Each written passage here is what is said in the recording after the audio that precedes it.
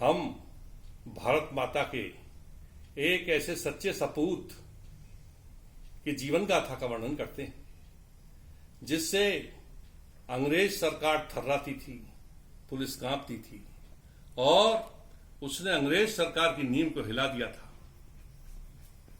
ऐसे भारत माता के सच्चे सपूत का नाम था चंद्रशेखर आजाद। चंद्रशेखर आजाद का जन्म 23 जुलाई 1906 को ग्राम भावरा, जिला झाबुआ, मध्य प्रदेश में हुआ था। इनकी माता का नाम जगरानी था और पिता का नाम सीताराम तिवारी था। बचपन थोड़ा कष्ट में इसीलिए बीता चूंकि परिवार निर्धन था, बहुत ज्यादा संपन्न नहीं था और पंडित सीताराम तिवारी इतने सक्षम नहीं थे कि पुत्र को उच्च शिक्षा दिला पाए। मामूली साधारण शिक्षा के उपरांत ही पिता का साया सर से उठ गया तो माता जगरानी ने मेहनत मजदूरी करके उन्हें पढ़ाया लिखाया, संपन्न बनाने का प्रयास किया, शिक्षित बनाने का प्रयास किया। माता जगरानी को पता चला कि बनारस में कुछ स्कूल निःशुल्क शिक्षा देते हैं तो चंद्रशेखर आजाद को वहीं पढ़ने की प्रेरणा दी।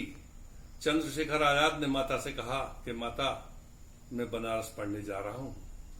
तो माता आशीर्वाद देने लगी और बोली, बेटा पढ़ लिख कर महान बनना। तो चंद्रशेखर आंखों में आंसू ले आए, कहने लगे, माता मैं प्रयास तो यही करता, परंतु मेरी एक माता और भी है। अरे पुत्र, तेरी माता कौन है? तेरी माता तो मैं जगरानी ही हूं। कि नहीं माता, मेरी एक माता और है जो इस समय कैद में पड़ी हुई है और कैद में क्रंदन करती है। तो माता ने कहा, पुत्र तेरी वो माता कौन सी है जो कैद में पड़ी हुई है? कि माता, मेरी वो माता भारत माता है। अब मेरी समझ में ये नहीं आता कि मैं किस माता को अपनाऊं, मैं आपकी बात मानूं या उस माता का कैद में क्रंदन देखूं। मैं भारत माता को कैद मुक्त भी कराना चाहता हूं। तो जगरानी माता पुत्र के भाव ताड़ गई और कहने लगी, अरे पुत्र जाओ तो तुम उसी माता को कैद मुक्त कराओ और भारत माता को आजाद कराओ, परंतु एक बात याद रखना, मेरा दूध कभी न लजाना। इतना कहकर के माता ने आशीर्वाद दिया। चंद्रशेखर आजाद माता के चरण छू करके बनारस को चल दिए। बनारस में उन्होंने शिक्षा कार्यक्रम शुरू ही किया था, स्कूल में एडमिशन ही लिया था कि उन्हीं दिनों सन 1921 में भारत में गांधी जी द्वारा असहयोग आंदोलन चलाए जा रहे थे। असहयोग आंदोलन में अंग्रेजों का विरोध करना था, उन्हें असहयोग करना था, उन्हें भारत से भगाना था और आजादी की लड़ाई प्रारंभ हो चुकी थी। चंद्रशेखर आजाद भी अन्य लोगों की भांति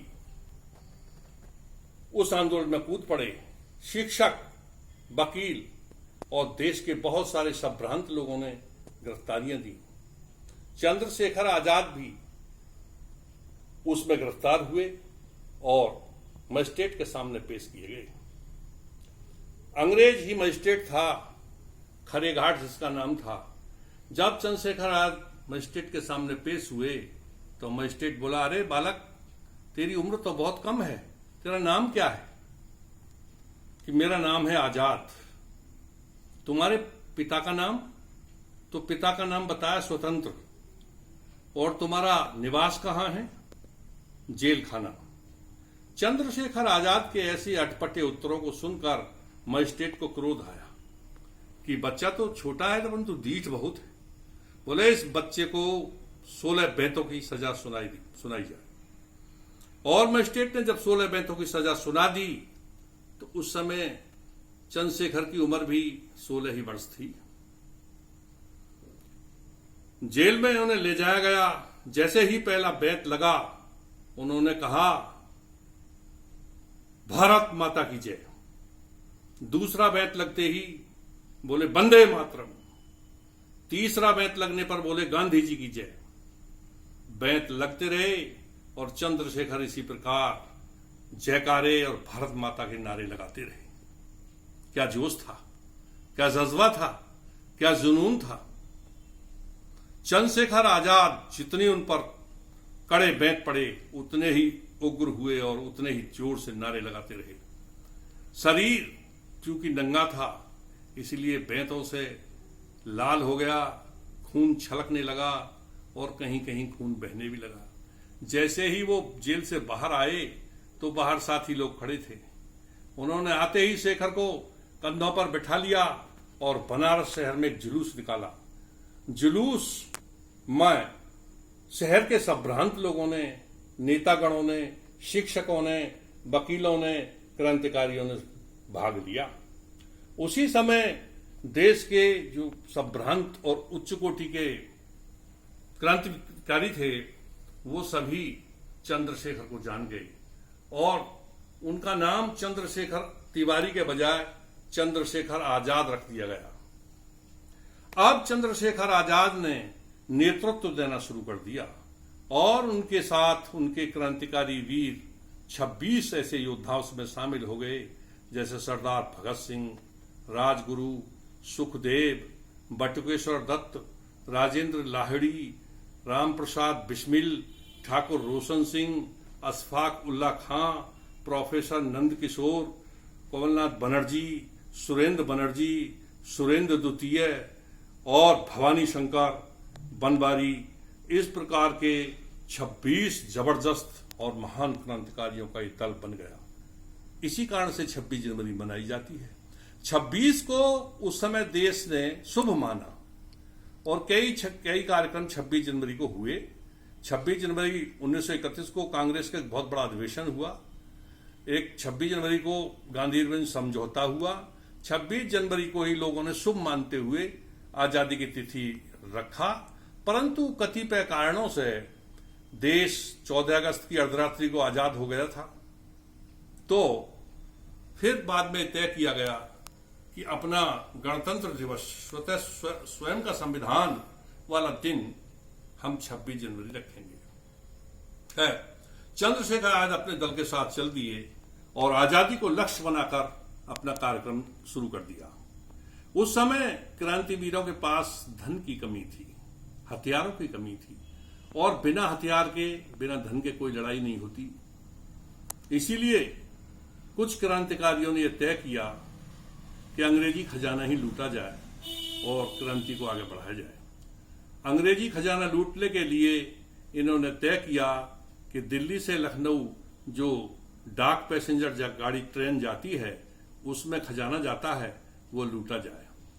और लखनऊ से कुछ पहले शाहजहांपुर से थोड़ा आगे काकोरी नाम के स्टेशन पर क्रांतिकारियों ने वो खजाना लूट लिया। खजाना लूटने में 12-13 लोग शामिल थे।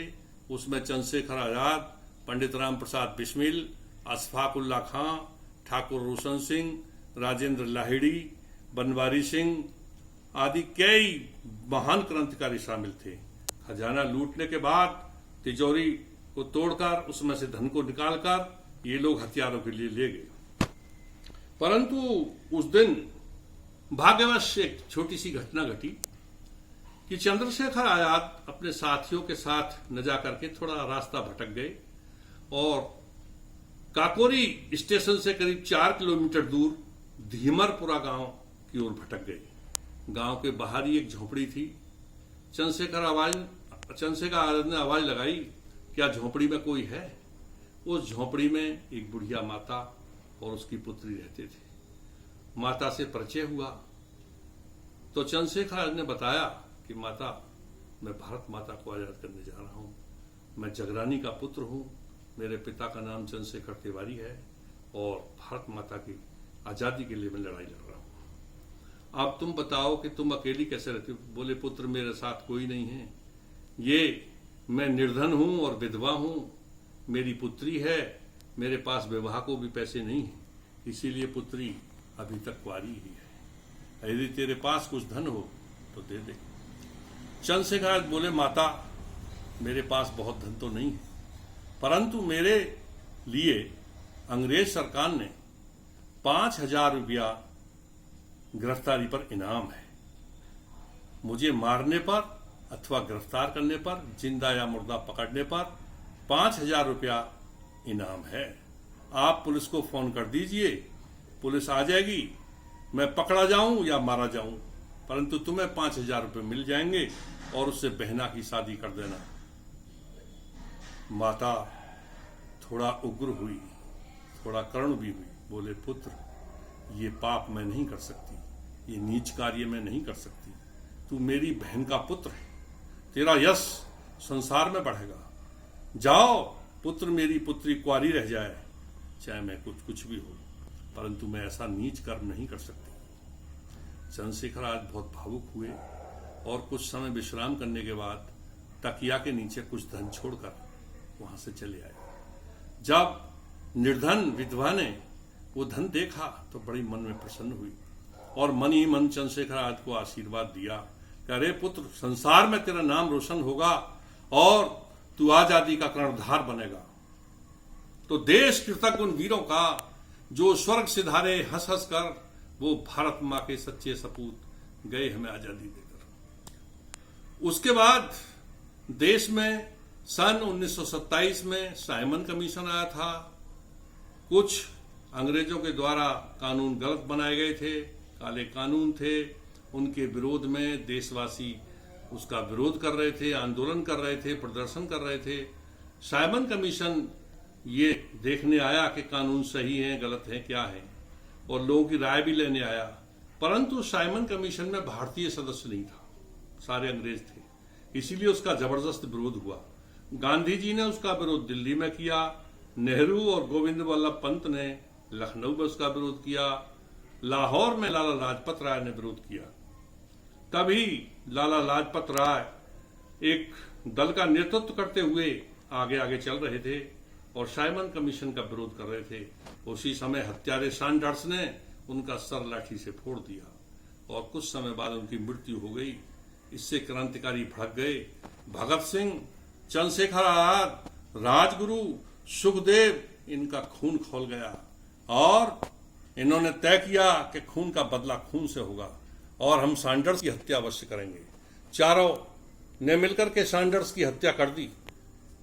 तदुपरांत इन्होंने, चंद्रशेखर आजाद ने और भगत सिंह, राजगुरु, बटुकेश्वर दत्त, विजय सिंह पथिक, ये गौतम बुद्ध नगर के पास ही एक नलगड़ा नाम का स्थान है, यहां से सारे क्रांतिकारी इकट्ठा होकर गए थे और दिल्ली की असेंबली में जाकर के अंग्रेज सरकार को आतंकित करने के लिए असेंबली में बम गिराया था।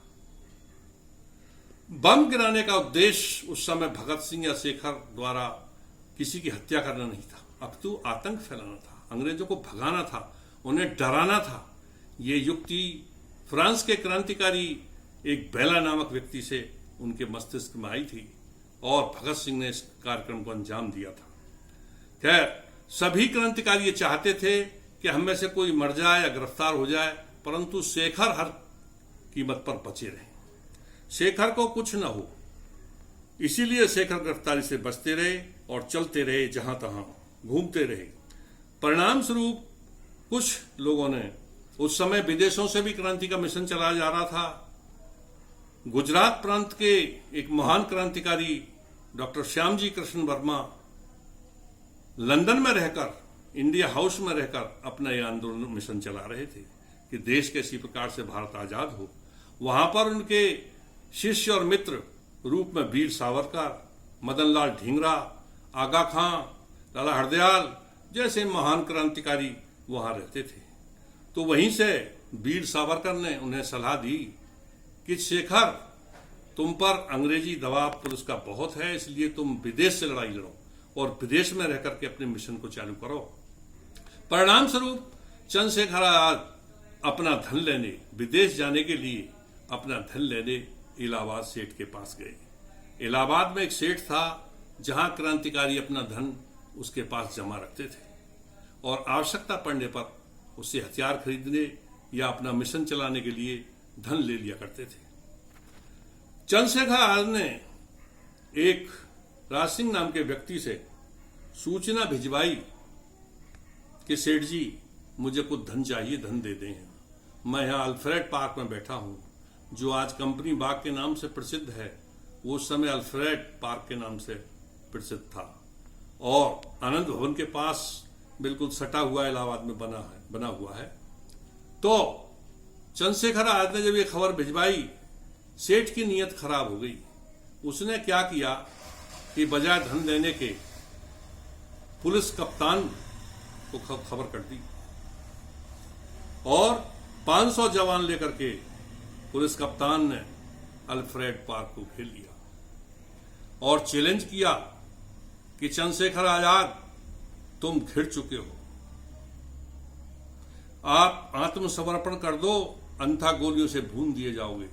तो शेखर ने भारत माता का नारा देते हुए अपनी पिस्तौल निकाली।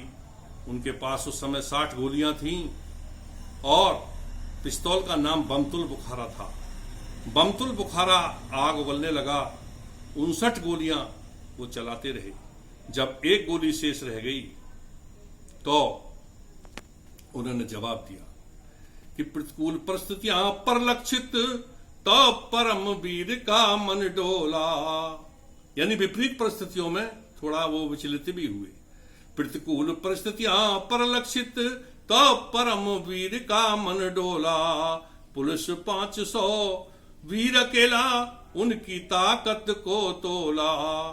कंपनी बाग भी दहल उठा, अल्फ्रेड पार्क भी दहल उठा, हुआ धाए धाए का बाबेला, प्रचंड पुरोधा पुलकित हो नाट बाबर से बचन बोला।